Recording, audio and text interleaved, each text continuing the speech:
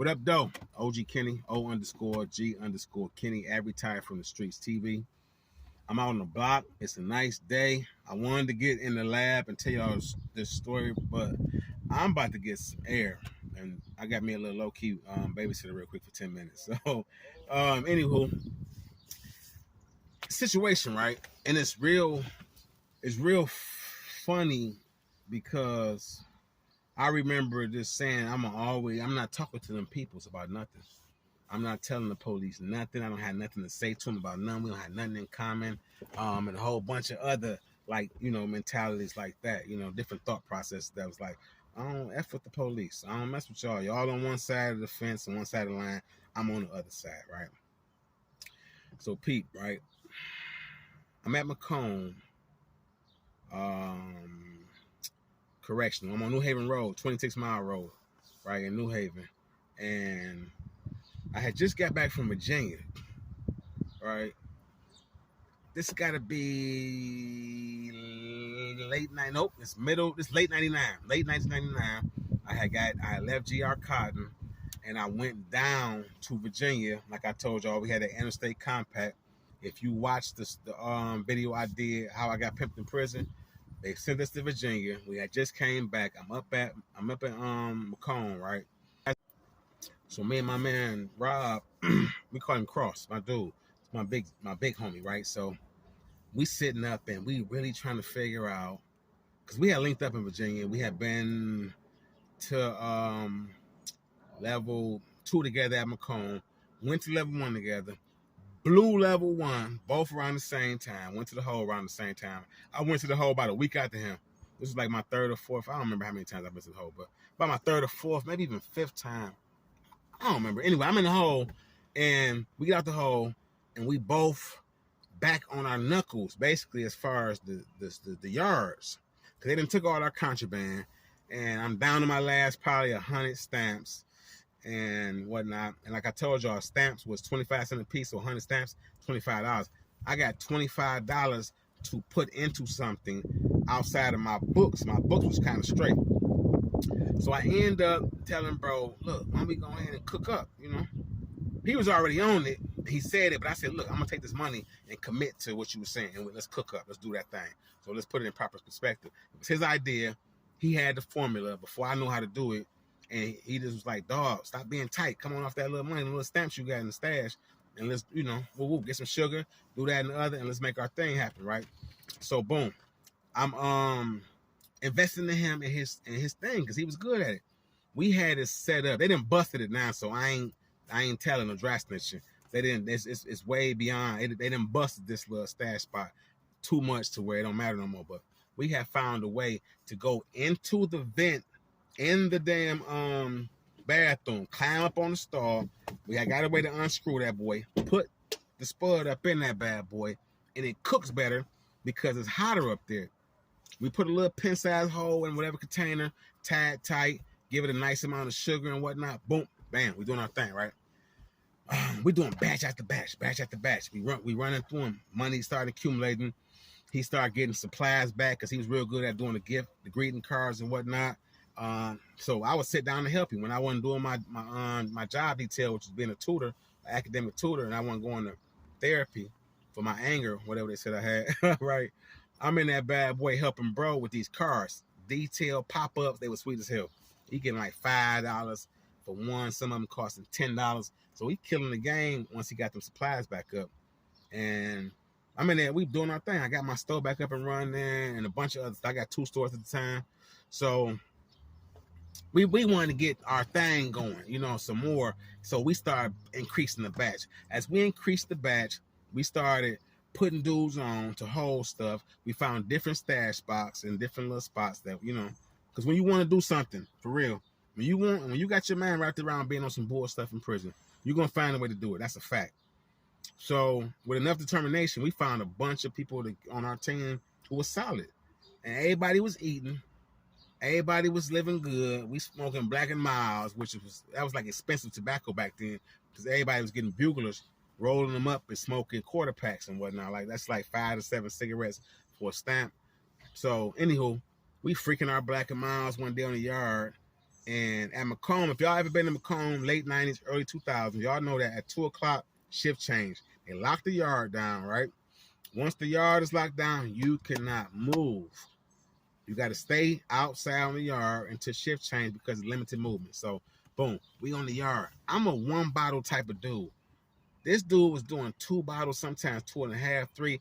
This strong spud. You know the spud strong when you can barely get the top off the bottle. It's so much pressure. That boy's still fizzing. You feel me? Excuse me. This is what he was making. He extended, so it was good spud. It's cooking good. And we in that bad boy on the yard. It's hot as hell, too. It's like the summertime. Had to been like, damn, late July, early August. You're talking about hot as hell. So we buy this little shed that's on the yard. If y'all know about that shed, y'all know what I'm talking about. It's a little shed or a little, it used to be a bathroom. We out there, and on the side of that boy, we light up a joint. And what we would do is hold our joint on the side of the Black and Mild. Back when you could smoke tobacco in Michigan, because that's a no-no now. So that was the disguise. Hit the black, hit the joint. Hit the black, kind of disguise the smell. They don't know what you're doing because you could do your thing. He like, bro, crack that other bottle. I'm like, hell no. He like, shit, well, he like, give me half then. So he go ahead and start. He hit it a little bit, about that much. He like, knock the rest of that down because he already on about like 2 or 3 bottles. He faded. We didn't hit that joint. He faded. Faded. He talking slick. He slipping me. We laughing our ass off about a little dumb shit, right? Or dumb stuff, rather. And, boom. I say, you know what? Before we got to go back in and shift, they open the gate back up and they open the yard back up, rather, the walkway. I'm going to knock this bottle down. I'm a man up. He like, chug that shit, boy. Chug that shit, boy. So I'm doing that, right? I'm chugging and whatnot. And, you had to do that while I was recording, huh? Oh, I ain't know. You know I'm recording, nigga. So now I got to edit shit out, bro. Now listen. I'm chugging, knocking this shit down, right? And I'm good at that point. My belly's so damn full, though. My belly's so full, and I'm feeling like I can't burp. And I'm feeling that, like, what you call it, acid reflux? That shit sitting there. I'm like, I keep doing that, taking these little deep, shallow breaths, like, right? It's uncomfortable. I burp a little bit like that, excuse me. So I'm building it up like, damn. He laughing at me, but I'm feeling it creep in little by little. I already feel that joint kicking in. And I already been drinking. So now I'm at the point like I'm ready to go eat something to bring this down, drink some water and sit down. This is at like 2 o'clock. I'm not going to bore y'all with the details of all the things that happened, but over the course from 2 o'clock in the afternoon all the way to 5 in the morning, I was blowed. So blow, I promise God that, listen, if you just get this out of my body, I'm not going to never drink again. I'm straight. I'm whoop-de-whoop. I'm about to chill on this. I'm praying. So I'm eating stuff. I'm eating chicken. It'll go down a little bit. I eat some bread, some chips. It'll go down. Drink some water. A little bit. Because every time I drink some water, it's like I'm out the Earl, right? And it's weird because I never have been this blow, like even in the street. Well, maybe, but not like this was uncomfortable blow. I wanted to like stop now, please. So we in the day room. I'm in there talking to Cross and like my man 4-5 and my man Skinny, and my man Belt the Air. We all in there. We all would click up every day, talk slick, laugh, tell jokes and whatnot. Watch Jeopardy and all that. You know what I mean? So I'm like, bro, this ain't going nowhere. It's not stopping. He like, they need to cool off. Take that hot ass sweatshirt off. So I'm like, good idea. I take the sweatshirt off and sit it on my lap. I'm sitting there. Got my beater on now. I'm like, the beater feel hot. I'm like, damn. So I don't take my beater off, but I take my boots off and my socks. And I got my feet on that cold, nasty ass floor.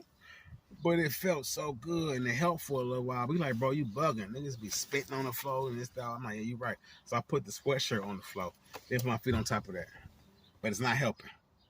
I feel like I'm holding on to an amusement park ride and it's just doing this to me. Right? I'm so out of there with this. So I finally tell bro, I said, look, bro, I turned to him like, bro, I'm about to go tell the COs, bro, that I need to go to medical.